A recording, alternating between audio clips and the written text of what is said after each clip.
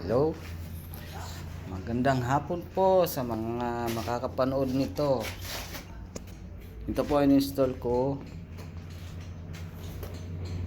water tank. Ito filter. Ito water tank. Ito booster. Ito naman, pagka meron kayong ganito, hindi nyo na kailangan ng pressure tank. Meron kayong booster na ganito.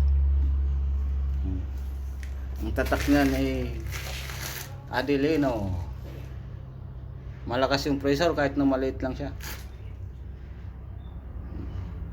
Malakas sa tumulak ng tubig. Ang tipid na. Hindi na kailangan ng pressure tank. Ito naman yung breaker nila. Ganito yung ini-install ko dito. Ayan. Ayan po. Ito naman ang isa. Adelino booster. Ang swimming pool nandun sa second floor. Hindi ko pa nakukuha ng video. Ito yung installation ng swimming pool sa taas. Ito naman yung heater na may water heater. Ayun. Kailangan niya pa ng gas. Nag-iinit siya ng gamit ang gas. Parang nag-iinit lang sa stove. Oh. Pero pwede siya sa kuryente. Yan.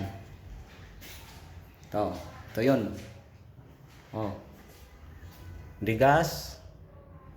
Pwede siya sa kuryente. Yan. Ito.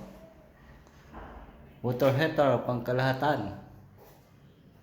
Ito namang isa, para lang to sa jacuzzi lang to. May jacuzzi kasi doon sa likod. Yan ang supply niya.